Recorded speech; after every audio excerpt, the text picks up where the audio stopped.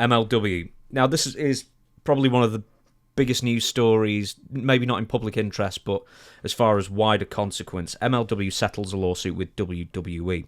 Or, in fact, it definitely would have been if it'd gone to trial and then discovery, and then... anyway, it's a settled lawsuit before it went to trial. Hollywood Reporter. I would have put that judge on the case that sentenced Tammy Sitch. Oh, I know you would have. Oh yeah, I'd have been the hanging judge. There's from Hollywood Reporter, the suits filed last year accused WWE of unlawfully interfering with MLW's access to media markets by pressuring third parties to abandon contracts and prospective relationships with MLW.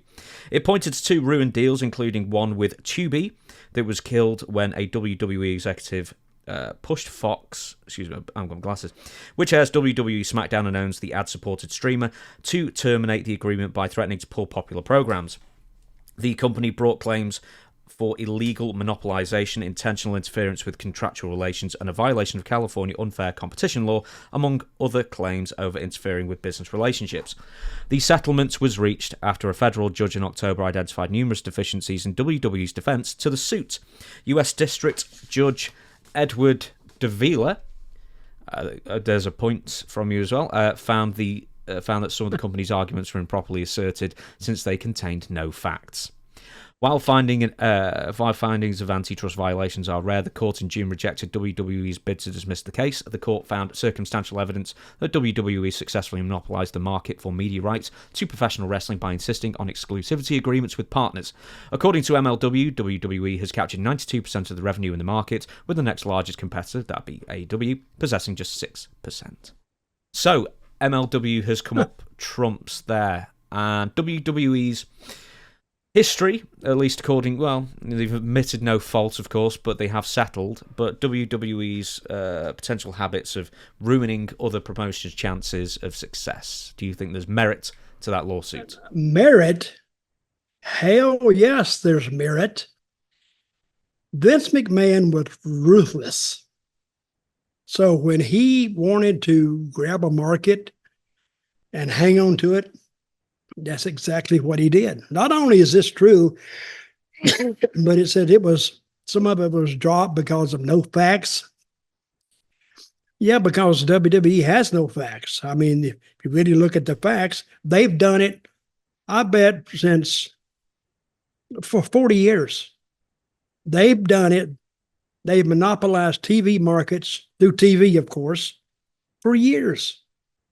And the little territories could not afford to fight the big machine like WWE, just couldn't afford it. So I've seen them go into towns, they'd be 3 stations, and the local promotion would be on, I don't know, VHF station like a Channel 4 at a good time, say on a Saturday afternoon, 4 o'clock, a good time. They would go in there, and not only would they take the Channel 4 slot, but they would take the other 2 stations and put their tapes on there too, which left the little station being pushed to late at night. Damn, 1 o'clock in the morning. But WWE just wouldn't do that for no reason. They would pay the station to air their tapes the way it used to work with the old territories. I had a territory, you're the station manager, I want to put my tape on your channel, and I come in with an offer. I said, listen, we'll split the ads. You take half, we'll take half. Okay. Or they may want me to pay for that whole time. And I suggest, why don't you sell ads and we'll split it? How about that? And that was good. But what WWE would offer, well, don't even worry about that. We'll just pay you straight up front for it. And dump, as long as you move that station, they didn't tell them take it off. They said, just move them later at night. Just keep them, but we're not going to try to mess up any kind of deal here, but put us on, we'll pay you for it. So they wouldn't insist on exclusivity, at least in the 80s then? Oh. That's when I first heard about it. In probably 82, 83. So, yeah, WWE is they're guilty in that.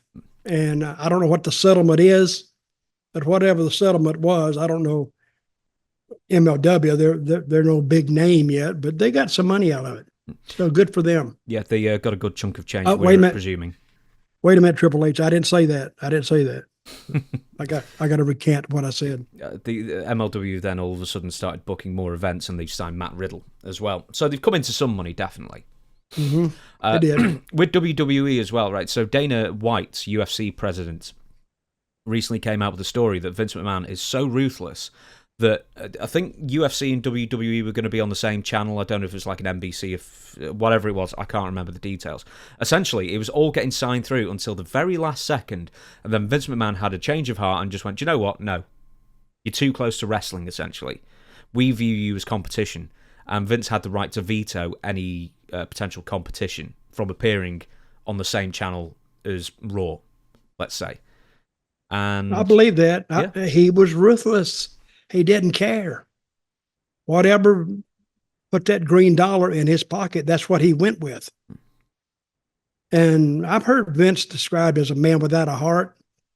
Yeah, I believe that, because don't give him a soft story and expect him to bite on it, unless he had already bit on it before. But he was all business. And that caused a lot of waves all through the years, because a lot of guys held that against him for years and years and years.